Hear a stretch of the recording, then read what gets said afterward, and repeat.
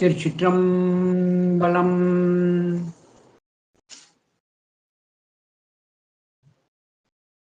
வானாகி மண்ணாகி வழியாகி ஒளியாகி ஊனாகி உயிராகி உண்மையுமா இன்மையுமாம் கோனாகியான் எனது என்று அவரவரை கூத்தாட்டுவானாகி நின்றாயை என் சொல்லி வாழ்த்துவனே. திருச்சிற்றம்பலம். நம பார்வதி பதையே. ஹரஹர மகாதேவா. தென்னாடுடைய சிவனே போற்றி, எந்நாட்டவர்க்கும் இறைவா போற்றி. திருச்சிற்றம்பலம்.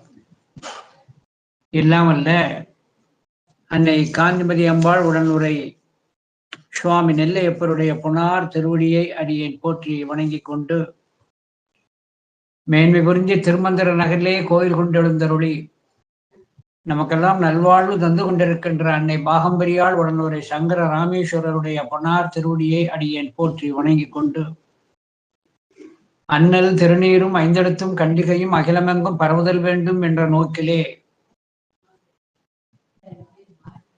பிரம்மோத்தர காண்டத்தை நமக்கு எழுதி அருளிய ஸ்ரீ வரதலிங்கராம பாண்டியருடைய பொன்னார் திருவடியை அடியேன் போற்றி வணங்கிக் கொண்டு, பழைய வைதிக சைவம் பாரங்கும் பரவுதல் வேண்டும் என்ற நோக்கிலே செயல்பட்டு கொண்டிருக்கின்ற தூத்துக்குடி புனிதர் பேரவையினை சார்ந்திருக்கின்ற அனைத்து பொறுப்பாளர்களுக்கும், அந்த அமைப்பிலே தங்களை இணைத்துக் கொண்டிருக்கின்ற அன்பர்களுக்கும், இந்த நிகழ்வினை கண்டும் கேட்டும் பயனடைந்து கொண்டிருக்கின்ற அன்பர்களுக்கும் நெல்லை சிவகாந்தி ஆகிய அடியேனது பணிவான வணக்கத்தை தெரிவித்துக் கொள்ளுகின்றேன். திருவருளும் குருவருளும் கூட்டி வைக்க நாம் தூத்துக்குடி புனிதர் பேரவையினுடைய ஒரு பெரும் உதவியினாலே அரசகவி ஸ்ரீ வரதலிங்கராம பாண்டியனார் அருளி செய்திருக்கின்ற பிரம்மோத்தர காண்டத்தின் உள்ளே வருகின்ற சிவ கவசத்தை சிந்தனை செய்து கொண்டிருக்கின்றோம்.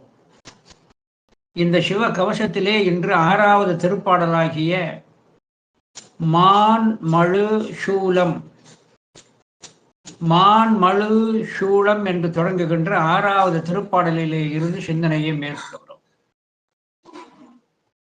சைவ நூல்களிலே இந்த அங்கங்களிலே காப்பு என்று சொல்லி காட்டப்படும். இந்த காப்பு என சொல்லக்கூடியது முருகனிடம் வேண்டுவதாக கொண்டிருக்கிறது. கந்த சஷ்டி கவசம் என்று ஒன்று இருக்கிறது. இதே போல கவச நூல்கள் பல இடத்திலே இருக்கிறது. விநாயகர் கவசம் என்றே ஒன்றும் இருக்கிறது. இந்த கவசம் என சொல்லக்கூடியது தன்னுடைய உடம்பை காக்கும்படியாக இறைவனிடம் விண்ணப்பம் செய்வது. ஏன் உடலை ஒவ்வொரு அங்கத்தையும் காப்பதற்கு இறைவனிடம் விண்ணப்பம் செய்தல் வேண்டும் என சொன்னார்.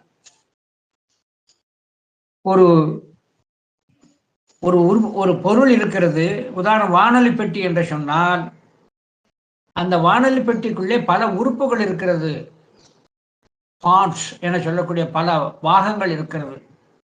எல்லா பாகமுமே சரியாக தொழில்பட்டால் தான் வானொலியினுடைய பயனை அடைய முடியும். கையிலே நேரம் காட்டுகின்ற அந்த வாட்சை கட்டியிருக்கிறோம். அது எல்லா உறுப்புகளும் உள்ளே செயல்பட்டால் தான் அந்த வாட்ச் அணிந்து அதனுடைய பயனை பெற முடியும். இதே போல நம்முடைய இல்லத்திலே இருக்கிற தொலைக்காட்சி ஆனாலும் சரி, கிரைண்டர் என சொல்லக்கூடியதானாலும் சரி, வாஷிங் மிஷின் என்பது சொல்வதானாலும் சரி, அது பல உறுப்புகளை உடையது. எல்லா உறுப்புகளுமே சரியாக தொழில்பட்டால் தான் அதனால் பயனடைய முடியும்.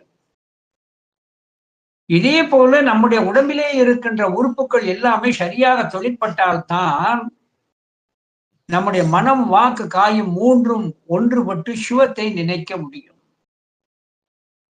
நம்முடைய ஒவ்வொரு உறுப்புகளுக்கும் என்னென்ன பயன்பாட்டிற்காக உள்ளது, என்னென்ன பயன்பாட்டிற்காக கொடுக்கப்பட்டிருக்கிறது என்பதை நாம் அறிந்து கொள்வதற்காகத்தான் திரு அங்கமாலை போன்ற நூல்கள் இருக்கிறது. இன்னென்ன அங்கங்கள் இன்னென்ன பயன்பாட்டிற்கு உரியது, அதை அதற்கு பயன்படுத்துதல் வேண்டும் என்று சொல்வதை போலத்தான் இந்த திரு அங்க மாலை அமைந்திருக்கும். ஒரு இயந்திரம் என்று இருந்தால் அதை பயன்படுத்திக் கொண்டே இருப்பது கெட்டிகர தரம் இல்லை, பயன்படுத்திக் கொண்டே இருப்பது நன்றன்று. அந்த இயந்திரத்திலே அந்தந்த உறுப்புகளை சரியாக இயங்கும்படியாக எண்ணெய் முதலானவைகளை போட்டு துடைத்து அதை பராமரித்தால்தான் அந்த எந்திரத்தினுடைய பலனை பெற முடியும். இதே போல நம்முடைய உடம்பிலே இருக்கின்ற ஒவ்வொரு உறுப்பையும் நாம் பயன்படுத்திக் கொண்டே இருத்தல் பெறுதல்ல, அதை பராமரித்தல் வேண்டும். ஏனெனில் பராமரிக்க வேண்டிய விதத்தில் அதை பராமரிக்கவில்லை என சொன்னால் அது நாளை அந்த எந்திரத்தால் பலன் இல்லாமல் போய்விடும். இதே போல நம்முடைய உடம்பிலே இருக்கின்ற ஒவ்வொரு உறுப்பையும் நாம் பராமரிப்பதற்காகத்தான் இந்த உறுப்பு நன்றாக இருக்க வேண்டும், இந்த உறுப்பு நன்றாக இருக்க வேண்டும், அதை காத்தல் வேண்டும் என்று உறுப்பினை கொடுத்த சிவத்திடமே வேண்டுவது. உறுப்பினை கொடுத்த சிவத்திடமே உண்டு. ஏன்னா உறுப்புகளை பெறுவது பெறுதல்ல, அதுல குற்றம் குறைபாடு இருத்தல் கூடாது. அதை பற்றி அழகாக தன்னுடைய திருவாக்கிலே சொல்லிட்டு காட்டுகிறார். அரிது அரிது மானிடராய் பிறத்தல் அரிது, மானிடராயினும் கூன் குருடு செவிடு பேடு நீங்கி பிறத்தல் அரிது என்றார். கூன் குருடு செவிடு பேடு நீங்கி பிறத்தல் அரிது. பிறக்கும் போதே ஊனம் இருக்கும், அது நம் கையில் இல்லை. ஆனால் அதற்கு பின்பு சில ஊனங்களை நாம தேடிக்கொள்வது உண்டு. தானாக வந்து சேரும். ஒரு விபத்திலே கை போகிறது, கால் போகிறது. சில பேருக்கு வேறு உடல் கோளாறு, மஞ்சள் காமாலை போன்ற நோய்களாலே கண் பார்வை போகிறது. இப்படி நம்முடைய செயல்களாலே இடையிலேயும் சில உறுப்புகளுக்கு சில பழுது வருவதற்கு வாய்ப்பு இருக்கிறது.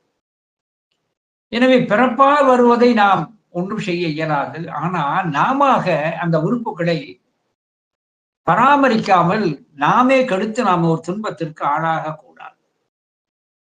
இப்படி இந்த உறுப்புகள் இடையிலே வருவதற்கு காரணம் நம்முடைய குறைபாடு. இடையிலே உறுப்புகள் இறந்தது என சொன்னா நம்முடைய குறைபாடு, கவனக்குறைவுதான் என்று சொல்வது உண்டு. இன்னும் சொன்னால் நம்முடைய செயல்தான் நம்முடைய பிறப்பிற்கு அப்புறம் வரக்கூடிய ஊனங்களுக்கு காரணம் என்பதை அழகாக சொல்லி காட்டுவார். திருவிளையாடல் புராணத்துல அங்கம் வெட்டின படலம் என்று ஒன்று வருகிறது. இந்த அங்கம் வெட்டின படலம் என சொல்லக்கூடியது பாண்டி நாட்டை ஆளுகின்ற குலோத்துங்க பாண்டியன் ஆளுகின்ற காலம். அந்த அங்கம் வெட்டின படலத்துல ஒரு குரு என சொல்லக்கூடியவர் ஒருவர் வாழ் பயிற்சி கற்றுக் கொடுக்கிறார். குருவாக இருந்து வாழ் பயிற்சி கற்றுக் கொடுக்கிறார். அப்படி வாழ் பயிற்சி கற்றுக் கொடுக்கின்ற பொழுது அவனிடம் சித்தன் என சொல்லக்கூடிய ஒருவர் சீடனாக தனக்கு பயிற்சி தரும்படி கேட்க பயிற்சி கொடுத்தான். பயிற்சி பெற்ற இந்த மாணாக்கன் தானே ஒரு குருவாகி வருவாயை தேட வேண்டும் என்ற நோக்கிலே எதிர்கடை போட்டான். எதிர்கடை போட்ட பொழுது திறமையையும் கருதி நுட்பத்தையும் கருதி பயிற்சி கொடுக்கின்ற அந்த உண்மையான குருவிடம்தான் கூட்டம் சென்று பயில்கிறது. ஆனால் இந்த அசித்தன் என சொல்லக்கூடிய இந்த மாணாக்கனானவன் எதிர்கடை போட்டும் கூட்டம் வராத காரணத்தினாலே எப்படியும் இந்த குருவினை ஊரை விட்டு விரட்டுதல் வேண்டும் என்று நினைக்கிறார். அப்படி ஊரை விட்டு விரட்டுதல் வேண்டும் என்று நினைக்கின்ற பொழுது அவன் நீயும் நானும் சண்டை போடுவோம், நம்மில் யார் வலிமை உள்ளவர்களோ அவர்கள் தான் இந்த தொழிலை நடத்த வேண்டும் என்று இந்த மாணாக்கனாகிய அசித்தன் தன்னுடைய குருவை போய் வலிய போர் கரைக்கிறார். அதற்கு குருவானவர் நானோ மூத்தவன், நீ இளையவன், என்னை போருக்கு அழைப்பது உசிதம் அன்று என்று மறுத்து விட்டார். இவனை எப்படியும் ஊரை விட்டு விரட்டுதல் வேண்டும் என்பதற்காக அந்த மாணாக்கராக இருக்கிற அசித்தன் குரு இல்லாத சமயம் பார்த்து இருக்கின்ற குருவின் மனைவியிடம் சென்று தகாத முறையிலே தன்னுடைய பார்வையையும் செலுத்தி கையையும் அசைத்து உள்ளே வரட்டுமா, இடம் உண்டா என்றெல்லாம் கேட்கிறார். உடனே அந்த உத்தம பெண்ணானவள் இந்த செய்தியை தன் கணவனுக்கு தெரிந்தால் வருந்துவானே என்று கணவனுக்கு சொல்லாமல் இருக்கிறாள். மீளவும் இந்த அசுத்தனானவன் பல தடவையும் சென்று அவளது கண்முன்னே நின்று கீழான அந்த பார்வையையும் பார்த்து கைகளையும் அசைத்து வார்த்தைகளையும் கூறினாள். அந்த அம்மை மனம் நொந்து சொக்கநாத பெருமானிடம் சென்று முறையிட்டார். மனம் நொந்து சொக்கநாத பெருமானிடம் சென்று முறையிட்ட உடனேயே சொக்கநாத பெருமானானவர் அந்த குருவினது வடிவத்தை எடுத்துக்கொண்டு குரு வெளியே சென்றிருக்கிற சமயத்திலே பார்த்து நம்ம சொக்கநாத பெருமான் அந்த குருவினது வடிவத்தை எடுத்து அந்த சீடனிடம் சென்று நீ நான் சண்டை போடுவோம் வா என்று அழைக்கிறார். அன்று போருக்கு அழைத்த போது, யுத்தத்திற்கு அழைத்த போது வராத குரு இன்று வருகிறானே என்று இந்த மாணாக்கன் சிந்தனை செய்யல, யோசிக்கல. இதுதான் சமயம். மூத்தவனாகி அந்த குருவினை நாம் தொலைத்து கட்டு விடுவதற்கு தான் நல்ல வாய்ப்பென சொல்லி போருக்கு வருகிறார். ஊருக்கு வெளியே தனியே போரிடுகிறார்கள். அப்படி போரிடுகின்ற பொழுது வயது முதிர்ந்த வடிவத்திலே இருக்கிற சொக்கநாத பெருமான் அந்த குருவினது வடிவத்தினை தாங்கி அந்த மாணாக்கராக தீயவனாகி அவனை நோக்கி நீ உன்னுடைய அங்கங்களை தீயவற்றுக்கு பயன்படுத்தி விட்டாய், ஆகையினாலே உன்னை நீ முடிந்தால் காத்துக்கொள் என சொல்லி எந்த நெஞ்சு உன்னை நினைத்ததோ அந்த மார்பை முடிந்தால் காத்துக்கொள் என சொல்லி தன் கையிலே இருக்கின்ற வாளினாலே மார்பிலே குத்தினான். எந்த நாக்கு இடம் உண்டோ என்று அந்த பெண்ணை கேட்டதோ அந்த நாக்கை நீ காத்துக்கொள் என சொல்லி நாக்கை இழுத்து பிடித்து வாளால் அறிந்தான்.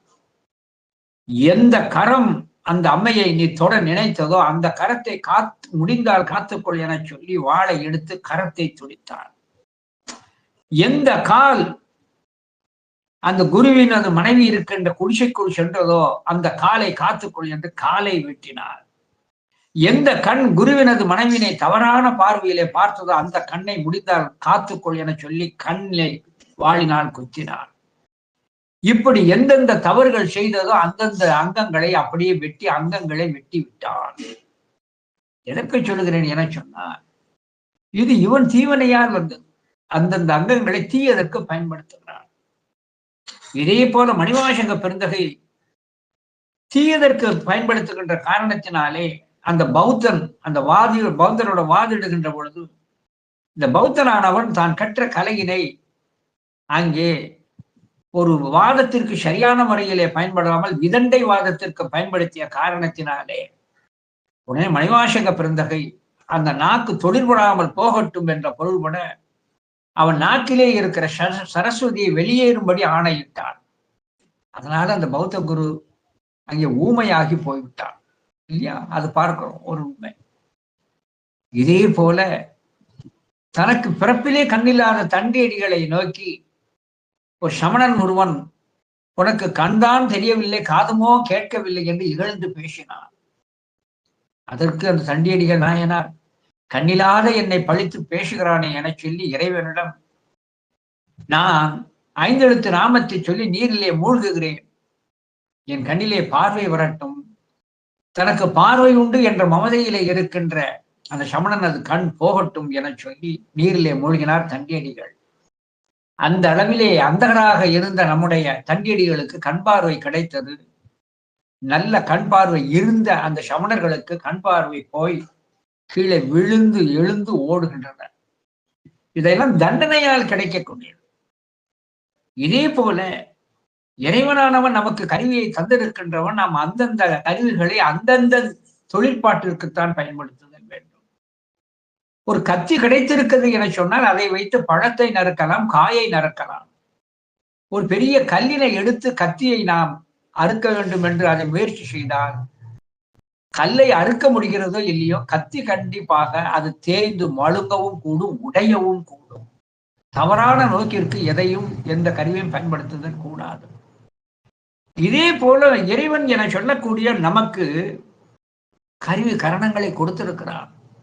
இந்த கருவி கரணங்களை எதற்கு பயன்படுத்த வேண்டும் என்று நமக்கு உணர்த்துவதுதான் திரு அங்க மாலை. திரு அங்க மாலை. அந்த திருவங்க மாலையில் சொல்லப்பட்டதன்படி நாம் பயன்படுத்தினோம் என சொன்னால் நம்முடைய கருவி கரணங்கள் சிவக்கரணங்கள் ஆகும். கருவி கரணங்கள் சிவக்கரணங்கள் ஆகும். அப்படி கருவி கரணங்கள் சிவகரணங்கள் ஆகின்ற பொழுது இந்த ஆன்மா சிவத்தை காண்டு கொண்டே இருக்கும், பேரின்பத்திலே திளைக்கும். அப்படி இந்த கருவி கரணங்களை குருவினது உபதேசத்தை பெற்று சிவகரணங்கள் ஆக்காவிட்டால் இந்த ஆன்மாவானது லௌகீக விஷயங்களிலே மாயையிலே சென்று தன்னுடைய பிறப்புக்கு தானே ஒரு வித்தாக மாறிவிடுகிறது. எனவே இந்த நம்முடைய அங்கங்கள் அனைத்துமே மாயையிலே செல்லாதபடி அங்கே சைவத்தின் கூறப்பட்டதன்படி அங்கங்களை சிவத்தின்பால் ஆற்றுப்படுத்துதல் வேண்டும், மடைமாற்று செய்தல் வேண்டும். இப்படி அந்த அங்கங்கள் செல்லாதபடி காப்பதற்காக இறைவனை அழைத்தல் வேண்டும். கண் இருந்தா உன்னையேத்தான் காண வேண்டும். அதற்காக கண்ணை அருள் செய். கண்ணை அருள் செய் என்றால் என்ன பொருள்? உன்னை காணுகின்ற பேற்றினை கொடு, காணுகின்ற பேற்றை கொடு. காது கொடு என காதை காக்க வேண்டும் என சொன்னால் என்ன பொருள்? அவனது திருப்புகழினை கேட்கின்ற காதே காது, அந்த நிலை எனக்கு எய்துதல் வேண்டும். ஆகையினாலே இந்த கவசம் என சொல்லக்கூடியது காப்பது அந்தந்த அங்கங்களை அந்தந்ததற்கு பயன்படும்படியாக இறைவனை கேட்டனும், அது லௌகிக விஷயங்களில் மாயையிலே சென்று விடாதபடி காத்தலுக்குமாகத்தான் இந்த கவசங்கள் என்று சொல்லப்படுகிறது, அங்கே வருகிறது. இவை எல்லாவற்றிற்கு மேலாக நம்முடைய மனம், வாக்கு, காயம் மூன்றும் மாயையிலே செல்லாதபடி சிவத்தின்பாலே பதிதல் வேண்டும் என்பதை காட்டுவதற்காகத்தான் மணிவாசக பெருந்தகை ஒரு பதிகமே செய்திருக்கிறார், திருப்பூவல்லி. திருப்பூவல்லி என்ற ஒரு சொல்லுக்கு என்ன பொருள் என சொன்னால், திரு என்பது அடைசொல், பூ என்பது மலர், வள்ளி என்பது கொடி. பூவல்லி என்றால் கொடியிலே இருந்து மலர் பறித்தல். இந்த கொடியிலே இருந்து மலர்வடிக்கின்ற அந்த வேளையிலே நம்முடைய மனமானது மாயையின் பால் செல்லாது, புறத்தே செல்லாது, அகத்தே சிவத்தின்பால் செலுத்துவதற்காக அந்த பூவை பறிக்கின்ற பொழுதும் அவன் புகழினை பாடி பூவள்ளி கொய்யாமோ பூவள்ளி கொய்யாமோ என்று சொல்லி காட்டுவார். அவனது சிறப்பை பாடி அவனது புகழினை பாடி பூவள்ளி கொய்வோம். மாயையிலே இந்த கருவி கரணங்கள் சென்று விடக்கூடாது என்பதற்காக. ஆகையினாலே தான் இறைவனை அந்தந்த இதற்கு நாம் பயன்படுத்தினோம் என சொன்னால் மாயையை வெல்லலாம். அதற்காகத்தான் இந்த திருப்பூவல்லி என்ற திருப்பதிகத்திற்கு மாய விஷயம் நீக்குதல், அதாவது மாயையின் பலத்தை முறித்து அது சிவத்தின் பால் மாற்றுவது, சிவன் புகழ் பாட்டுவது. எனவே புறம் செல்ல ஒட்டாது கருவி கரணங்களை தடுத்து வெற்றி கொள்ளுதல். அதனால தான் மாய விஷயம் நீக்குதல் என்று பொருள். அதைத்தான் அழகாக சொல்லி காட்டுகிறார். கருவி கரணங்கள் எதற்கு வைத்திருக்கிறார்? 7வது பாடல்ல திருப்புவழியில சொல்லி காட்டுகிறார்.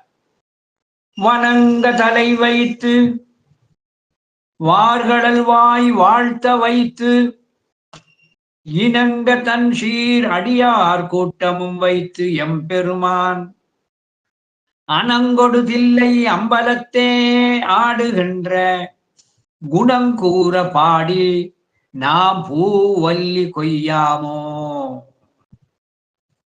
வணங்க தலை வைத்து, பெருமானே எனக்கு உம்முடைய திருவடியை வணங்குவதற்கு தலையை தந்து உதவினே. புஸ்தகம்னு எதுக்கு? படிக்கிறதுக்கு. கொஞ்சம் உயரமா இருக்கிறது என்று தலைமாட்டில வைத்து தூங்குவதற்கு அல்ல.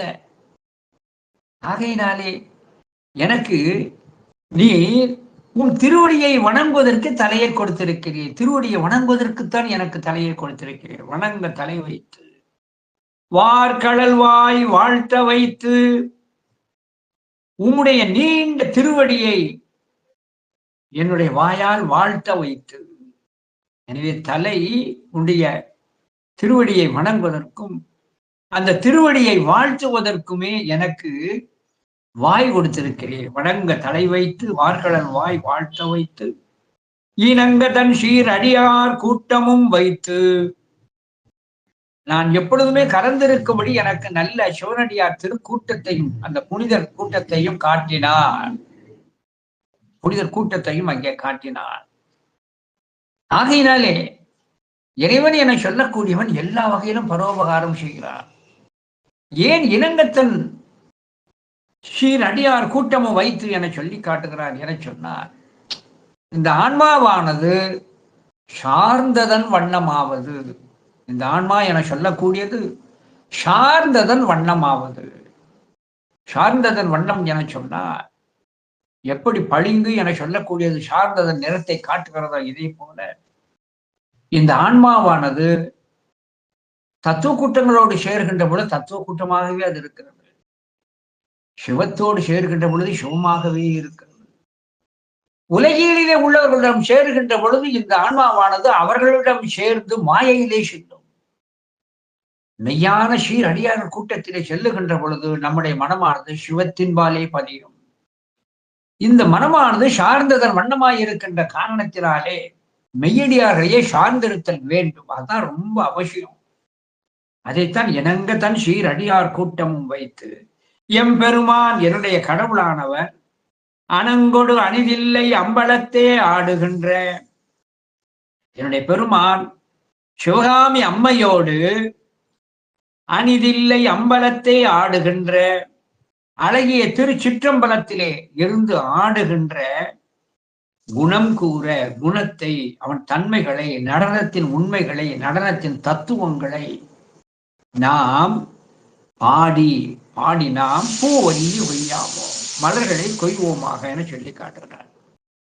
இது அணிதில்லைங்கிறார். அணிதில்லை என சொல்லக்கூடியது உலகத்திற்கு அணியாக இருப்பது தில்லை.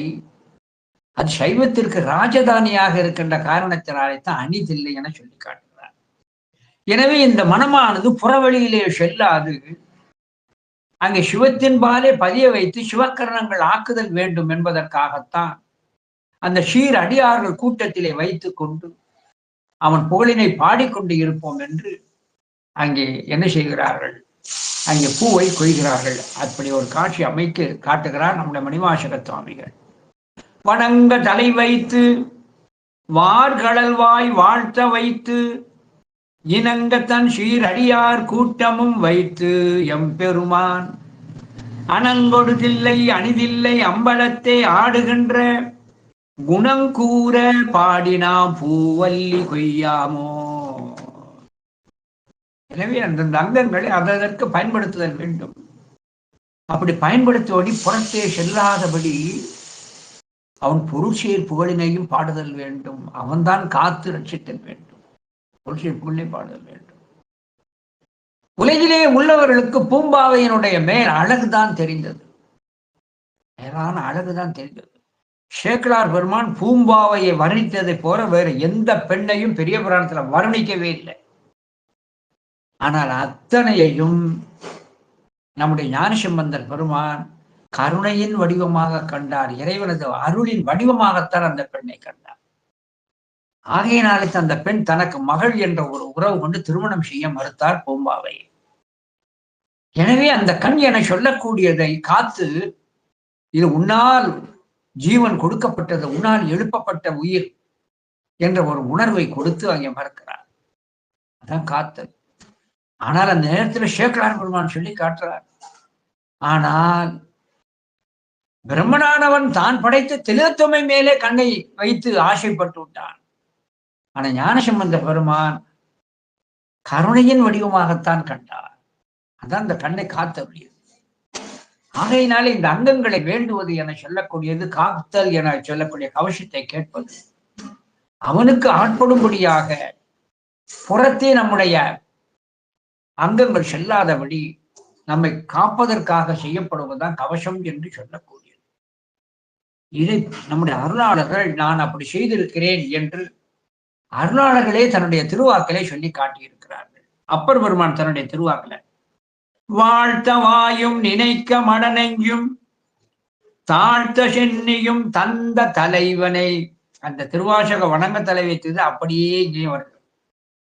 வாழ்த்த வாயும் நினைக்க மடனெஞ்சும் தாழ்த்த சென்னியும் தந்த தலைவனை சூழ்த்தமா மலர் தூவி துதியாதே வீழ்த்தவா வினையே நெடுங்காலமே. இப்படி அங்கங்களை தந்தருளிக்கிற அந்த பெருமானை சூழ்த்த மலர் தூவி துதியாதேங்கிறார். அந்த அங்கங்களையெல்லாம் தந்தருளுகின்ற அவனை திருவடிகளிலே மலரிட்டு அர்ச்சித்து துதிக்காமல் நான் இருக்கிறேனே, வீழ்த்தவா வினையே நெடுங்காலம் என்ன. எனவே இந்த அங்கங்களை கொடுத்து அவனை அர்ச்சித்தூட்ட வேண்டும். ஆகையினால் இந்த சிவ கவசத்துல எந்தெந்த அங்கங்களை காக்க வேண்டும் என சொல்லுகின்ற பொழுது யார் என்று சொல்லி காட்டுகிறார். இந்த சிவகவசத்தை கவனிக்க வேண்டியது இறைவனை, சதாசிவமூர்த்தியை வைத்து போல காட்டுவது போல் சிந்தனை செய்து கொண்டிருக்கிறோம். மொத்தத்துல இறைவனை வேண்டுவது. அப்படி இறைவனை வேண்டுகின்ற பொழுது அந்த இறைவனது பெருமை ஒவ்வொரு இடத்திலும் சொல்லப்படுகிறது. இறைவனது பெருமை சொல்லப்படுகிறது. எனவே அந்த பெருமையை சொல்லி சொல்லிதான் காத்தல் வேண்டும் என்று சொல்லி காட்டுகிறார். இதே போல அங்கத்தை அவனுக்கே ஆக்குதல் வேண்டும் என்பதை சேரமான் பெருமான் நாயனார் பொன்வண்ண தந்தாதியிலே சொல்லி காட்டுகிறார். சிந்தனை செய்ய மனம் அமைத்தேன், செப்பனா அமைத்தேன், வந்தனை செய்ய தலை அமைத்தேன், கை தொழ அமைத்தேன், பந்தனை செய்ய அன்பு அமைத்தேன் மெய் அரும்ப வைத்தேன் வெந்த வெந்நீரணி ஈஷர்க்கு இவை யாம் விதித்தனவே. எனவே இந்த அங்கங்களை எல்லாம் அவனுக்கு ஆட்படுத்துதல் வேண்டும். ஆனால் இது சார்ந்ததன் வண்ணமாக இருக்கின்ற காரணத்தினாலே நாம் சார்ந்ததன் வண்ணம் போய்விடாதபடி நம்மை காத்து செலுத்த வேண்டிய நிலையிலே நம்முடைய கண்ணை செலுத்துவதற்காகத்தான் இறைவனிடம் விண்ணப்பம் செய்வது. அதன்படிதான் இந்த சிவகவசத்திலே நம்முடைய வரதுங்கராம பாண்டியனார் எந்தெந்த அங்கங்களை காக்க வேண்டும் என சொல்லுகின்ற பொழுது முதலில் சதாசிவமூர்த்தி சொல்லி காட்டுகிறார். அதை சொல்லுகின்ற பொழுது இறைவனது வடிவத்தை புகழையும் சொல்றார். அதான் கவனிக்க வேண்டிய விஷயம். அந்த பெருமானை தன்னை காக்க வருகின்ற பொழுது நேரடியாக சொல்லாமல் இறைவனது நாமத்தை சொல்லி பெருமையை சொல்லி தன்னை காக்கும்படியாக விண்ணப்பம் செய்கிறார். அதன்படிதான் இந்த உலகத்திலே தன்னை காப்பதற்காக கிழக்கு திசையில் திருமுகம் வைத்து பார்த்திருக்கின்ற சத்புருஷ மூர்த்தியாய நோக்கி நம்முடைய வரதுங்கராம பாண்டியனார் விண்ணப்பம் செய்ததை அந்த 5வது திருப்பாடல்ல கடந்த அமர்விலே சிந்தித்தோம். இன்று நடக்க இருக்கின்ற இந்த 6வது அந்த திருப்பாட்டினுடைய தொடக்கம். இந்த 6வது திருப்பாடல்ல நம்முடைய பெருமானானவர் அகோரமூர்த்தியை துதிக்கிறார். தென்திசையை நோக்கி இருக்கின்ற அகோரமூர்த்தியை நோக்கி துதிக்கிறார். இந்த அகோரமூர்த்தியாக தென்திசையை நோக்கி இருக்கின்ற அந்த பெருமானை நீர் தென்திசை நோக்கி இருக்கிற நீர் தென்திசையிலிருந்து எனக்கு வருகின்ற அந்த தீங்குகளை எல்லாம் இருந்து நீர் நீக்குவீராக என சொல்லி காட்டுகிறார். அவருடைய வடிவத்தையும் சொல்றார். மான்மழு சூளம் தொட்டு இவனை தரு நயனமாலை கூன்மலி அங்குஷம் தீ தமர்கம் கொண்ட செங்கை நான்முக முக்கண் நீல நள்ளிருள் வருணம் கொண்டே ஆண் வரும் அகோரமூர்த்தி தென்திசை அதனில் காக்க. நிறைய பொருட்செறிவோடு இங்க சொல்லி காட்டுகிறார். இந்த அகோரமூர்த்தி தென்திசை நோக்கி இருக்கின்ற அந்த பெருமான் கையில் என்னெல்லாம் தாங்கி இருக்கிறார்? மான் மழு சூளம் தொட்டு இவை வனைதரு நயனமாலை ருத்ராட்ச மாலையும் கையிலே தாங்கி இருக்கிறார். வான் மழு சூளம் தொட்டு வனைதரு நயனமாலை. ருத்ராட்ச நயனம்னா கண் குறிக்கிறது. ருத்ராட்ச மாலை தாங்கி இருக்கிற பெருமானே. கூன்மலி அங்குஷம் வளைவாக இருக்கின்ற அந்த அங்குஷத்தையும் தாங்கி இருக்கின்ற பெருமானே. தீ அக்னியை தாங்கி இருக்கின்ற பெருமானே. தமருகம் கொண்ட செங்கை உடுக்கைகளையும் ஏந்திருக்கின்ற செம்மையானது. 4 முகங்களை உடையவர். சதாசிவமூர்த்திக்கு 5 முகம்னு சொல்லியாச்சு. இப்ப இந்த தென்திசை நோக்கி இருக்கின்ற அகோர மூர்த்திக்கு 4 முகம் ஏன் சொல்றேன்னா மற்றைய 4 முகமும் பொருந்தி இருக்கிறது.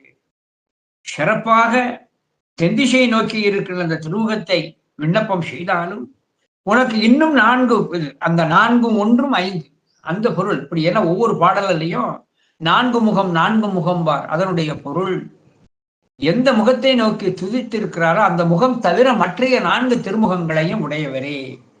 அதனால் தான் 4 முக்கண் 3 திருக்கண்களை உடையவரே. நீல நல்லிருள் வருணம் கண்டே. நல்ல மைபோண்ட இருண்ட நிறத்தினை உடைய திருமேனியினுடைய நிறத்தை கொண்டவரே. ஆண் வரும் ஆண்னா இடபவானத்திலே வருகின்ற அகோரமூர்த்தி தென்திசை அதனில் காக்க. இடபத்தின் மேல் எழுந்தருளி இருக்கின்ற அகோரமூர்த்தியே தென்திசையிலிருந்து வருகின்ற இடர்பாடுகளை எனக்கு காப்பீராக என்று அழகாக சொல்லி காட்டுகிறார். இந்த இடத்துல நள்ளிருள் இருண்ட முகமோடு இருக்கும் அந்த பெருமானது திருமேனி. அகோர முகம் என்பதற்கு கடந்த அமர்விலை சொன்ன பொருளை சீல சொல்ற. அகோரம் என்று சொன்னால் அகோரம் என்ற சொல்லுக்கு கோரம். கோரம் என்றால் கோரம் என்றால் கொடியது. என்றால் எதிர்மறை குசர்க்கம். உயிருக்கு கொடியது என சொன்னால் ஆணவமலம். ஆணவமலமாகிய அந்த அகோரத்தை தீர்ப்பவர் இந்த திருமுகம். ஆணவமலமாகிய அந்த அகோரத்தை தீர்ப்பவர் திருமுகம் தென் திசையை நோக்கி இருக்கிறார். அதான் குரு அதைத்தான் காட்டும். ஆகையினாலே அகோரமூர்த்தி தென் திசையை நோக்கி இருக்கின்றார். அதனை காத்தல் வேண்டும் என்று அந்த இதை நோக்கி சொல்லி காட்டுகிறார். இதுல நீங்க கவனிக்க வேண்டியது, ஒவ்வொரு திசையையும் நோக்கி இப்படி விண்ணப்பம் பண்ணுவார். இந்த ஒவ்வொரு இதுலையும் போன தடவை பார்க்கும்போது கிழக்கு திசையிலிருந்து வருகின்ற இன்னல்களை புருடமூர்த்தி காத்தல் வேண்டும். இந்த 6வது திருப்பாடல தென் திசையிலிருந்து வருகின்ற இடர்பாட்டை தேவரீர் காத்தருள வேண்டும். அதாவது மனம் புறவழியே செல்லாது காத்தல். இதுதான் அதனுடைய விண்ணப்பத்தினுடைய மூல நோக்கம். விண்ணப்பத்தினுடைய மூல நோக்கம் இது நம்முடைய நூல்களிலே நிறைய இடங்களிலே அங்கு சொல்லி காட்டப்பட்டிருக்கிறது. இந்த மனமானது எந்த திசை வழியாக நமக்கு துன்பம் வருகிறது என்று யாராலும் சொல்ல முடியாது.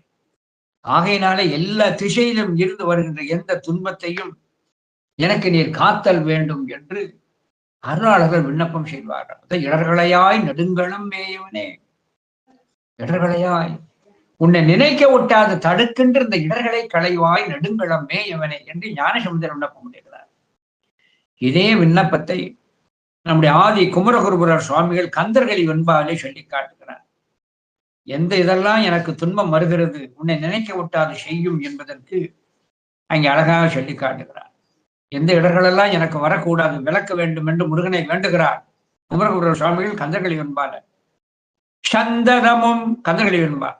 சந்தவகும் பல்கோடி சண்மப்பகையும் அவம் இருத்தும் பல்கோடி விக்கினமும் பல்பினியும் பல்கோடி பாதகமும் செய்வினையும் பாம்பும் பசாசும் அடல் பூதமும் தீ நீரும் பொறுபடையும் தீது அகலா வெவ்விடமும் துட்ட மிருகம் முதலா எவையும் எவ்விடத்து வந்து எம்மை எதிர்த்தாலும், அது முக்கியம். எந்த திசையிலே வந்து எவ்விடத்து வந்து எம்மை எதிர்த்தாலும் அவ்விடத்தில் பச்சை மயில் வாகனமும் 12 திண்டோளும் அச்சமகற்றும் அயில்வேலும் கச்சை திருவரையும் சீரடியும் செங்கையாரும் ஈராறு அருள்னியும் மாமுகங்கள் 6 விரிகரணம் சிந்த புனைந்த திருவடிகள் ஓரானும் எந்த திசையும் எதிர்தோன்ற, எல்லா திசையிலும் நீ எதிர்தோன்றிய எந்த திசையும் எதிர்தோன்ற வந்து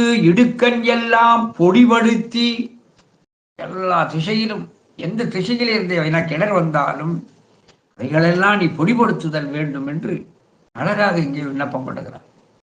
ஆகையினாலே இந்த அகோரமூர்த்தியை வைத்து எனக்கு தென் திசையில் இருந்து வருகின்ற துன்பங்களை நீர் நீக்குவாயாக என்று அங்கே விண்ணப்பம் செய்கிறார். இந்த திருப்பாடலை ஒரு முறை வாசித்து அடுத்ததற்கு சொல்கிறேன். மான்மழு சூடம் தொட்டு, இதுல அவருடைய வடிவத்தையும் பார்க்கணும்.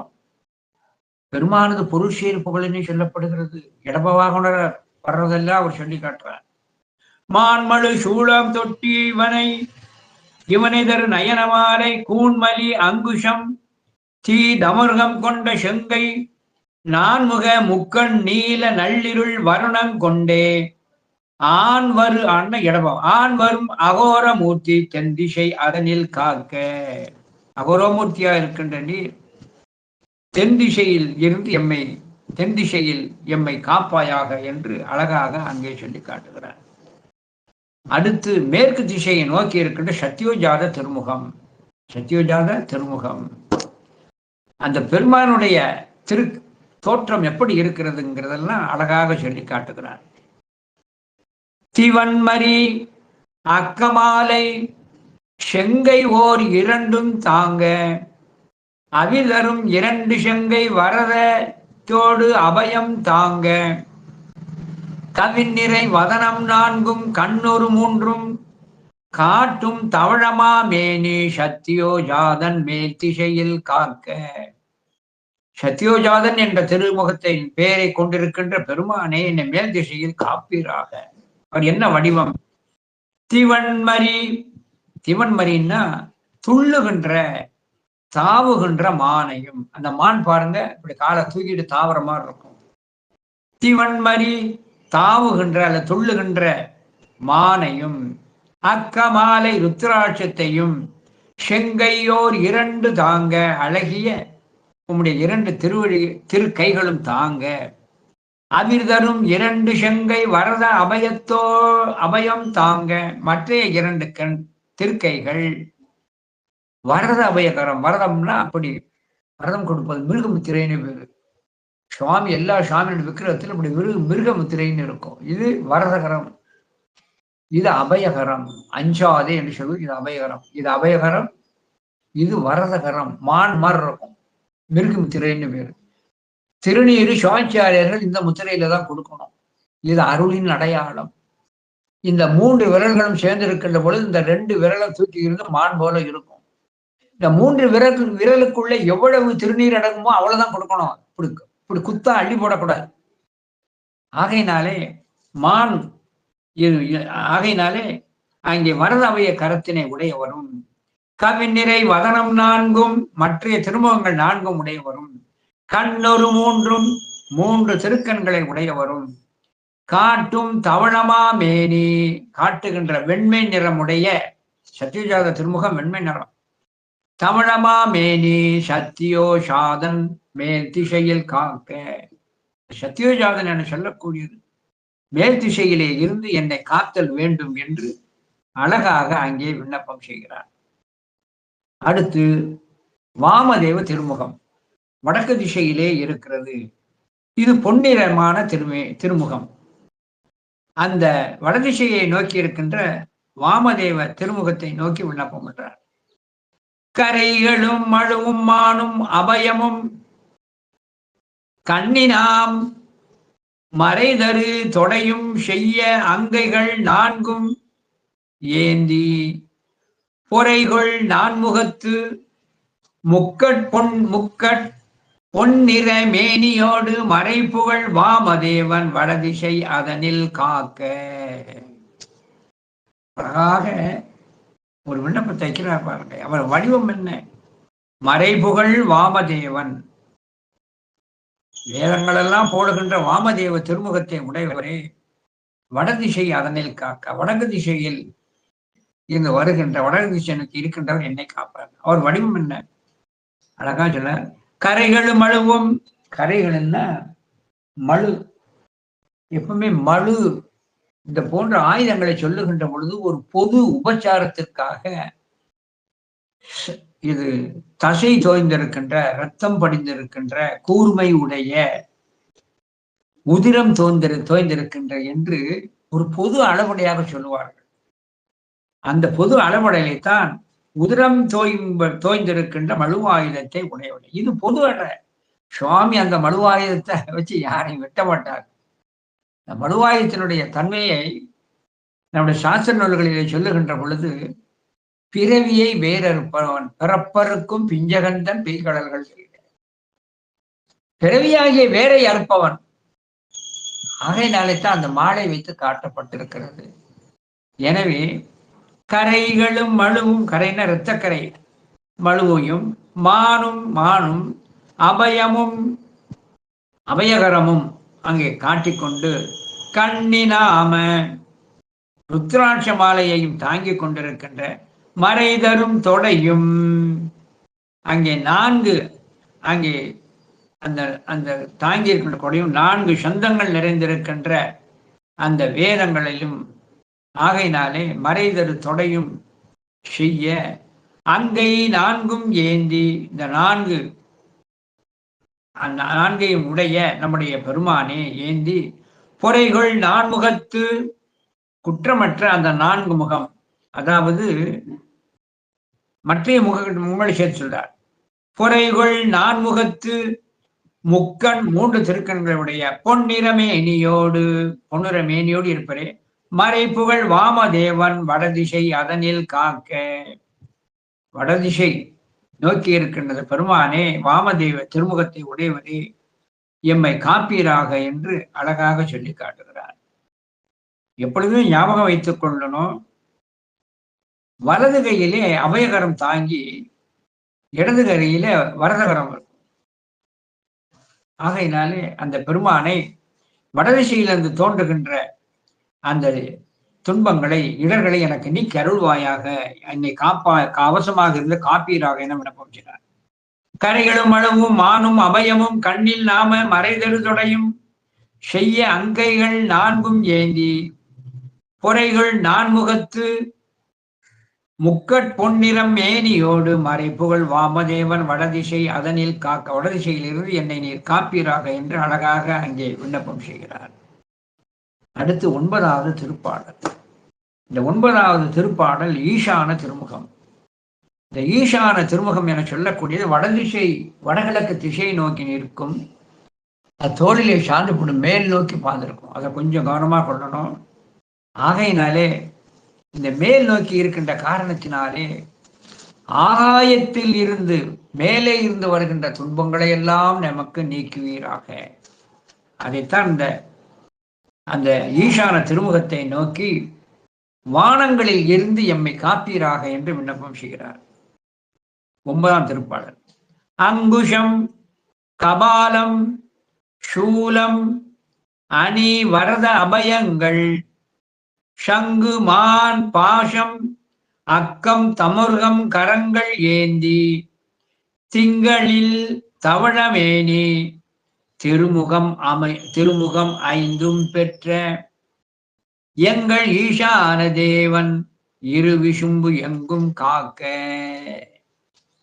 பெருமானிடம் இதெல்லாம் 10 கரங்களிலே என்னெல்லாம் இருக்கிறதா 10 கரங்களை வைத்து சொல்கிறார். அங்குஷம் பாசம் சூலம் வரத அபயம், அத்தோடு மட்டுமல்லாது ருத்ராட்சம் தமருகம் எல்லாம் 10 கைகளிலும் தாங்கி இருக்கிறார். அங்குஷம் கபாலம் சூலம் அணி வரத அபயங்கள் சங்கு மான் பாசம் அக்கம் தமருகம் கரங்கள் ஏந்தி திங்களில் தவழமேனி வெண்மை நிறத்தோடு கூடிய பெருமானே, திருமுகம் 5 பெற்ற எங்கள் ஈசான தேவன், மொத்தத்தில் 5 திருமுகங்களோடு கூடி இருக்கின்ற அந்த ஈசான பெருமானே, அந்த ஈசான தேவன் இரு விசும்பு எங்கும் காங்க. இந்த பெரிய ஆகாயத்தில் இருந்து கொண்டு பார்த்து கொண்டு எம்மை வரக்கூடிய இடர்களை காப்பீராக என சொல்லி காட்டுகிறார். இரு விசும்புன்னு என்னது? மேகங்களால நமக்கு துன்பம் வரும். கடுமையான இடி மின்னல் பெருமழை இல்லையா? மழை பெஞ்சும் கெடுக்கும், மழை பெய்யாமலும் கெடுக்கும் இல்லையா? மழை பெஞ்சும் கெடுக்கும், மழை பெய்யாமலும் கெடுக்கும். ஆகையினாலே இந்த வானத்தினால பல இடர்பாடுகள் உண்டு. எனவே அதுல கவனமா கொள்ள வேண்டியது மின்னல் இடி. உருமிடியும் மின்னும் கோளறு பதிகத்தில் இதிலிருந்து என்னை காக்க வேண்டும் என்று அங்கே கேட்டுக்கிட்டார் இல்லையா? உருமிடியும் மின்னும் என்றெல்லாம் சொல்லி காட்டார். இதை விட மேலாக வானத்திலே இருந்து வெடிப்புன்னு ஒண்ணு வரும். வெடிப்புன்னு என்ன பொருள் என சொன்னார், இப்ப இந்த வானத்துல மழை பெய்கின்ற பொழுது உயிர்களெல்லாம் தாங்கும்படியாக, நிலங்களும் தாங்கும்படியாக அப்படியே பூ மாறி பொழிஞ்சுக்கிட்டே சொட்டு சொட்டா பெய்யும். சொட்டு சொட்டாக அது பெய்து கொண்டிருக்கும். அப்படி சொட்டு சொட்டாக பெய்கின்ற போது சில நேரங்கள்ல என்ன செய்யும், சொட்டு சொட்டாக பெய்யாமல் பூவாளின்னு ஒரு வாளி உண்டு. செடிகளுக்கு தண்ணி ஊற்றுவதற்கு பூவாளி இருக்கும். இந்த பூவாளியை வைத்து ஊற்றுகின்ற பொழுது அது பூ மாறி விழுந்து செடிகளுக்கு எந்த சேதமும் ஏற்படாம நல்லா இருக்கும். பூவாளின்னு தண்ணி ஊற்றுறதுக்கு வச்சிருப்போம் அந்த காலங்கள்ல. இப்ப நம்ம வீட்டுல ஷவர் பாத் வச்சிருக்கோம் இல்லையா? அதுதான். ஆனா நேரங்களில் பூவாளியை வைத்து கையாள முடியாதவர் கவுத்திட்டான்னு சொன்னா குபுக்குன்னு தண்ணி விழுந்து அந்த செடியையே ஒடிபடுவதற்கு வாய்ப்பு இருக்கிறது. எப்படி பூ போன்று விழ வேண்டிய அந்த வாளியிலிருந்து குபுக்கென்று தண்ணி விழுந்த சேதத்தை ஏற்படுத்துகிறத, இதை போல வானமானது சொட்டு சொட்டாக மழை பெய்யாது, வெடித்து குபீர் என்று தண்ணி விழுந்துடும். இதுக்குதான் மேக வெடிப்புன்னு பேர். அந்த வெள்ளத்தை யாராலும் தாங்க முடியாது. நாமெல்லாம் நம்முடைய இதுல பார்க்கிறோம், தொலைக்காட்சியில மேக வெடிப்பு விழுந்து தண்ணீர் எப்படி பெருக்கெடுத்து ஓடி வெள்ளக்காடாகி உயிர்கள் எப்படி துன்புறுகிறதுங்கிறத நம்ம தொலைக்காட்சியில பார்க்கிறோம். ஆகாயத்தாலும் பல துன்பங்கள் நமக்கு வருவதற்கு வாய்ப்பு இருக்கிறது. அதனால அந்த ஆகாயம் அங்கும் என்னை காக்க கடவுது என்று அழகாக அங்கே சொல்லி காட்டுகிறார்.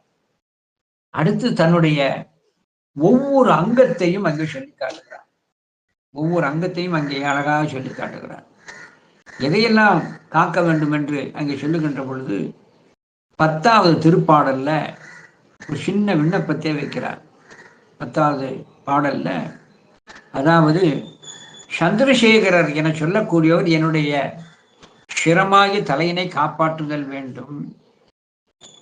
நெற்றிக்கண்ணை உடைய பெருமானே, நெற்றிக்கண்ணை உடைய அந்த பெருமானே, அதாவது பாலலோசன பெருமானே, எனது நெற்றியினை காப்பையராக. பகன் என்னும் சூரியனுடைய பற்களை உதிர்த்த பெருமானே, என்னுடைய நீண்ட கண்களை காப்பீராக. ஏன்னா இந்த பகன் என சொல்லக்கூடிய 12 சூரியர்களிலே ஒருவன் அந்த யாகத்தில் கலந்து கொண்ட காரணத்தில் கூட்டத்தில் கண்பறிக்கப்பட்டான். இதே போல ஆன்மாக்களாகிய நாங்கள் இப்போ வரக்கூடிய பூரா அப்படிதான் வரும். அறிந்தோ அறியாமலோ நல்வினை தீவினைகள் செய்திருப்போம். அறியார் செய்த தீவினைக்காக அந்தந்த அங்கங்கள் பழுதுபடாதபடி தேவரீர் கருணையால் காத்தல் வேண்டும் என்று. எனவே பகன் என்ற சூரியனுடைய கண்ணை பறித்த பெருமானே, என்னுடைய கண்ணை நீர் காப்பீராக. ஒவ்வொரு இதுலையும் எனவே சந்திரசேகர மூர்த்தியை சிரசினை காக்க வேண்டும். ஏன்னா சிரசிலே சந்திரனை சூட்டித்தான் பெருமை கொடுத்தார். எனவே நெற்றிக்கண்ணை உடைய அந்த பாலலோசனராகிய பெருமாள் என்னுடைய நெற்றியினை காத்தல் வேண்டும். பகன் என்னும் சூரியனது கண்ணை படுத்த மூர்த்தி என்னுடைய கண்களை காண வேண்டும். விஸ்வநாதராகிய நீர், விஸ்வநாதர் எங்கும் நிறைந்தார். விஸ்வநாதராகியனார் என்னுடைய வாசனை அறியத்தக்க என்னுடைய நாசியினை காத்தல் வேண்டும். வேதம் அருளி செய்திருக்கின்ற மூர்த்தியாகிய பெருமானை என்னுடைய காதுகளை காக்க வேண்டும். கபாலி என்று பெயருடைய பெருமானே, என்னுடைய கபோலத்தை மண்டபத்தை காத்தல் வேண்டும். அத்தோடு மட்டுமல்லாது பஞ்சானன மூர்த்தி என போற்றப்படுகின்ற நீர் என்னுடைய முகத்தை முழுமையாக காத்தல் வேண்டும் என்று இந்த 10வது திருப்பாடலே அங்கே விண்ணப்பம் செய்கிறார். சந்திர மௌலி சென்னி, சந்திரனை ஜடாமகுடத்திலே கூட்டியிருக்கின்ற பெருமானை என்னுடைய சிரத்தை காப்பீராக. தனி நுதல் கண் அன் நெற்றி, தனி நுதல் கண் அன் நெற்றி, சிறப்பாக கண்ணினை பெற்றிருக்க நெற்றிக்கண்ணை உடைய பாலலோசனனே, என்னுடைய நெற்றியை காண்பிப்பாங்க. சிவத்திற்கு ஒரு தனி அடையாளம் 2. ஒன்று நெற்றிக்கண், 2வது நீலகண்டம். இந்த நெற்றிக்கண்ணுடைய ஒரு சிறப்பு என்ன? எல்லா கண்களும் இப்படி கிடப்புல கிடக்கும், எல்லா கண்களும் இப்படி கிடப்புல கிடக்கும். ஆனா நெற்றிக்கண் மட்டும் இப்படி மேல் நோக்கி. அது சிவனுக்கு உள்ள ஒரு தனி சிறப்பு. எனவே நெற்றிக்கண்ணை உடைய அந்த பெருமானே, என்னுடைய நெற்றியினை காப்பீராக. அது கர்த்தார் கொண்டு சொல்லி காட்டுகிறார். ஆக மைந்தரும் பகல் கண்டு ஒட்டோன் விழி வரி விழியை காப்பீராக. அகிலநாதன் கொந்துணர் நாசி, அகிலலோக நாயகனாகிய பெருமானே, பூவினை வாசையினை அறியக்கூடிய என்னுடைய மூக்கை அதாவது நாசியினை காப்பீராக. வேதம் கூறுவோன் செவி, உயிர்களுக்காக வேதத்தை கொடுத்த பெருமானே, அதை எனக்கு என்னுடைய செவியினை காத்தருள்வீராக. வேதம் கூறுவோன், இறைவன் வேதத்தை கொடுத்திருக்கிறார். பல்லுயிரும் பயம், பட்டினத்தடி நம்முடைய ஆதி குமரகுருவர் சுவாமிகள் பண்டாரம் மும்மணி கோவில சொல்வார். பண்டாரம் மும்மணி கோவில் கொண்டுருவார். பல்லுயிரும் பயம் கொண்டு உய்கை என்ன, குடிலை என்னும் தடவையல் நாப்பன் அருள் வீத்திட்டு கருணை நீர் பாய்ச்சி, அருள் வித்திட்டு கருணை என்னும் நீர் பாய்ச்சி, வேதம் என்னும் பாதவம் வளர்த்தனை. குடிலை என்னும் தடவையல் நாப்பன் அருள் வித்திட்டு கருணை நீர் பாய்ச்சி, வேதம் என்னும் பாதவம் வளர்த்தனை. இறைவன் தான் நமக்கு வேதத்தை தந்தருளி இருக்கிறான். அதைத்தான் வேதம் கூறுவன் செவி. வேதத்தை உயிர்கள் பொருட்டு உபதேசம் செய்த பெருமானை என்னுடைய செவியினை காட்பதாக. ஏன் செவின்னு சொல்றாருன்னு சொன்னா, வேதத்துல ஒரு சிறு குறிப்பு தெரிஞ்சுக்கிடணும். வேதத்திற்கு ஓத்துன்னு வேறு. ஓத்து என்றால் ஓதுதல், ஓதாமல் ஒரு நாளும் இருக்க வேண்டாம். சொல்லி சொல்லி பயிலப்படுவதுதான் வேதம். அதனால வேதத்துக்கு ஓத்துன்னு பேர். எனவே குருவானவர் கூற கூற அந்த சொல்லை காது கேட்டு கேட்டு அந்த உச்சரிப்பு தொனியோடு சந்தத்தோடு பாடுவதுதான் வேதம். வேதம்ங்கிறது எழுதா கிழவி. அதனால அங்க கண்ணுக்கு வேலை கிடையாது. அதனால வேதத்துக்கு எழுதா கிழவி. எனவே எழுதா கிளவியாகிய வேதத்தை சந்தத்தோடு நான் கேட்டு நான் கூறுவதற்காக என்னுடைய செவியை கேட்பீராக. ஆகையினால வேதம் கூறுவோன் செவியை காப்பீராக. கபாலி 5ல்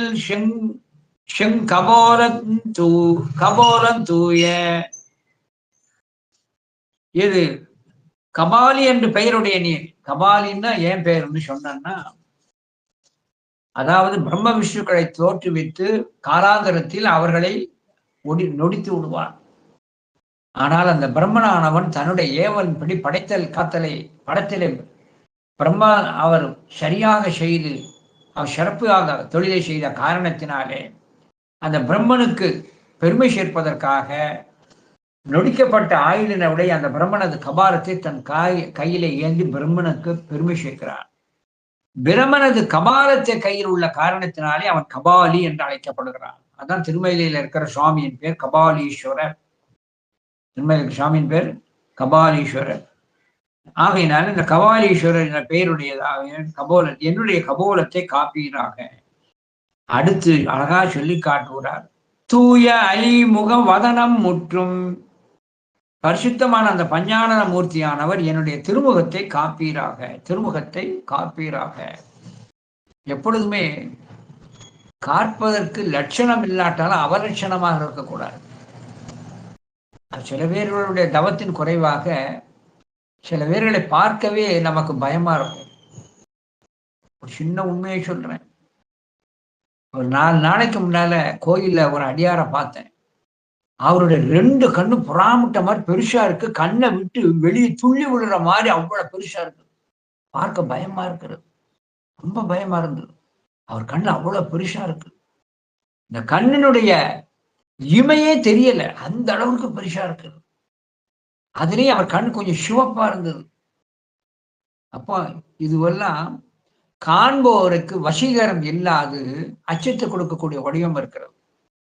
ஆகையினாலே அந்த மாதிரி அல்லாது என்னுடைய திருமுகத்தை நீ நன்றாக காப்பீராக என சொல்லிவிட்டான். அவை முகன் வதனம் முற்றும் என்னுடைய திருமுகம் அத்தனையையும் நீர் காப்பீராக என்று அழகாக அங்கே சொல்லி காட்டுகிறார். சந்திர, இந்த பாடலை திரும்ப சொன்னேன். சந்திர மௌலி சென்னி தனி நுதல் கண்ணன் கண் என் நெற்றி மைந்தரு பகன் கண் தொட்டோன் வரி விழிய. கண் தொட்டோன் பகன், அதாவது சூரியனது கண்களை தோண்டியவன். விழி பகன் என்னுடைய விழியை காக்க. அகிலநாதன் கொந்து உணர் நாசி வேதம் கூறுவோன் செவி கபாலி 5ல் செங்கவோலம் தூயவை முகம் வதனம் முற்றும் என்னுடைய முகத்தில் இருக்கின்ற வதனத்தை நீ காப்பீராக என்று அழகாக அங்கே சொல்லி காட்டுகிறார். அடுத்து 11ஆம் திருப்பாடல்ல இறைவனை நோக்கி இன்னும் விண்ணப்பம் பண்றார். 11ஆம் பாடல்ல அங்கே சொல்லுகின்ற பொழுது, வேதமூர்த்தியாகிய நீர் என்னுடைய நாவை காப்பீராக. நீலகண்ட பெருமானே என்னுடைய கழுத்தை காப்பீராக. மேரு மலையினேயே வில்லாகுடைய பெருமானே நீ என்னுடைய பகைகளை என்னுடைய கைகளை நீர் காப்பாயாக. மேருமலை வில்லாக கையிலே உடையவரே என்னுடைய கைகளை காப்பீராக. அத்தோடு மட்டுமல்லாது தர்மவாகு என்ற பெயருடைய நீர் என்னுடைய 2 தோள்களையும் காப்பீராக. வீரபத்ரர் என்ற பெயருடைய நீர் என்னுடைய மார்பினை காப்பீராக. மேருவினை வில்லாக கொண்டிருக்கின்ற பெருமானே என்னுடைய வயிற்றை காப்பீராக என்று அந்த பெருமானை நோக்கி விண்ணப்பம் செய்கிறார். வடமறை பயிலும் நாவன் நாமணி நீலகண்டன். நாமணி நீலகண்டன் கடுமடு பினாகபாணி கையினை தர்மவாகு கிளர்புயம் தக்கன் யாகம் கெடுத்தவன் மார்பு தூய ஒளிதரு மேருவில்லி உதரம். இதோடு நினைச்சுக்கணும். இந்த பாடல்ல மதனை காய்ந்தோன் என்பது அடுத்த பாட்டுக்கு போயிடும். இதுக்கு பேர் குடக பாட்டுன்னு பேரு. இதை முடிச்சுட்டு விவரம் சொல்ல. எனவே வடமறை பயிலும் நாவல் நாவன் நாமணி நாமணி. எனவே வேதத்தை தந்தருடைய பெருமானே என்னுடைய நாவினை காப்பாயாக. மணி நீலகண்டன் கடுமடு பினாகப்பாணி கையினை. நீலகண்டத்தை உடையவனே எது? மணி நீல கண்ட என்னுடைய நீலகண்டத்தை உடைய என்னுடைய கழுத்தை காப்பீராக. அடுத்து தர்மவாக என சொல்லக்கூடிய என்னுடைய தோளை காப்பீராக. தர்மவாகு கிளர் புயம் தக்கன் யாகம் கெடுத்தவன் வீரபத்திரர் மார்பு தூய என்னுடைய மார்பை காப்பீராக. தூய ஒளிதரு மேரு வில்லி உதரன். மேருவை உள்ளாக உடைய பெருமானே நீ என்னுடைய வயிற்றை காப்பீராக என சொல்லி சொல்லுகிறார். அடுத்து இந்த பாடல்ல மதனை காய்ந்தோன் இருக்கும். மதனை காய்ந்தோன் இல்ல அடுத்த பாடலுக்கு போயிடும். அதாவது பாடல்கள்ல முத்தப்பாட்டு குழகப்பாட்டுன்னு ரெண்டு வரும். முத்தப்பாட்டு குழகப்பாட்டு. முத்த பாடல்னா அந்த பாட்டோட நின்றோம். குழகப்பாட்டுன்னா அந்த பாட்டுல இருக்கிற ஒரு சொல்லோ அல்லது செய்தியோ தொடர்ந்து அடுத்த பாட்டுல வந்துகிட்டே இருக்கும். அடுத்த பாட்டோட அதை சேர்க்கணும்.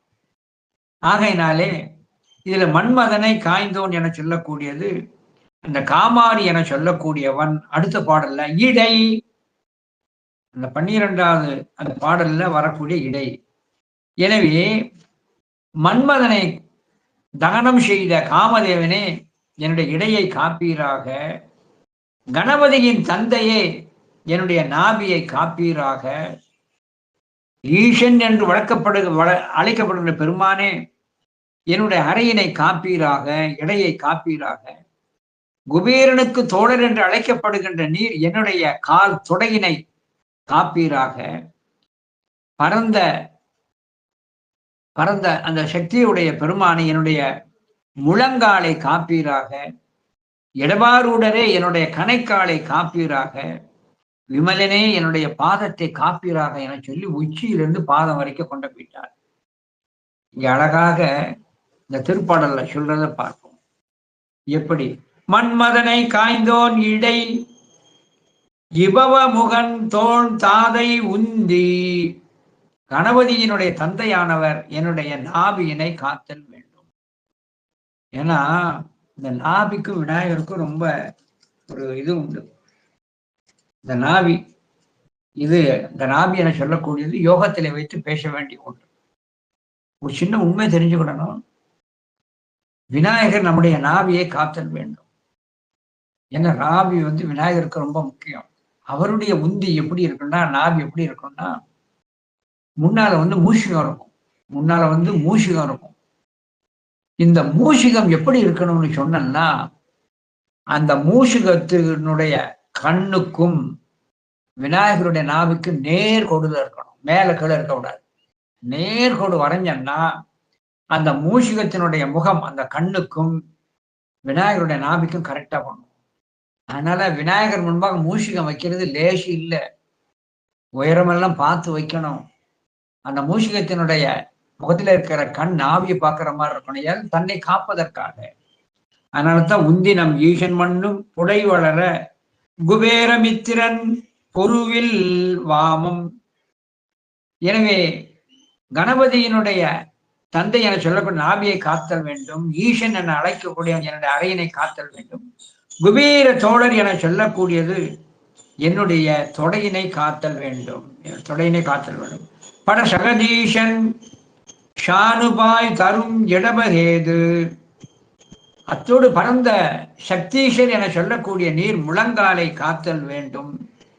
இடபாருடராகிய நீர் கணைக்காலை காத்தல். இடவகேது விடை நெறி கணைக்கால் ஏய்ந்த விமலன் செம் பாதம் காக்க. விமலன் என்று அழைக்கப்படுகின்ற பெருமானே நீர் என்னுடைய திருப்பாதத்தை காப்பீராக என சொல்லி, இப்படி காலையும் உச்சியிலிருந்து பாதம் வரைக்கும் தன்னுடைய ஒவ்வொரு அங்கத்தையும் நீர் காத்தல் வேண்டும் என்று அழகாக அங்கே சொல்லி காட்டுகிறார். இப்படி சொல்லி காட்டிய பின்பு அங்கத்தை கூட சொல்லிட்டார். இந்த அங்கத்தை எல்லாம் சொன்ன பின்பு என்னைக்குங்கிறது சொல்லலை. நம்முடைய உலகியலில் எப்படி வரக்கூடிய பொழுது, அதாவது காலம், எந்தெந்த காலங்களில் என்னை நீர் காத்தல் வேண்டும் என்று அடுத்த விண்ணப்பத்தை வைக்கிறார். எந்தெந்த காலங்களில் யாராக இருக்கிற நீர் என்னை எப்படி காத்தல் வேண்டும் என்ற அந்த விண்ணப்பத்தை அடுத்த அமர்விலே தொடர்ந்து சிந்திப்போம் என தெரிவித்து இந்த அளவிலே இந்த சிவகவசத்தினுடைய செய்தியை அடிய நிறைவு செய்கிறேன். நன்றி, வணக்கம். திருச்சிற்றம்பலம். வாழ்க மன்னவன் செங்கோல் மலைமுகில், வாழ்க நான்மறை வாணர்கள் நானிலம், வாழ்க வைதிக சைவ மலர்த்திரு, வாழ்க அஞ்செழுத்து உண்மை நன்மந்திரம். திருச்சிற்றம்பலம்.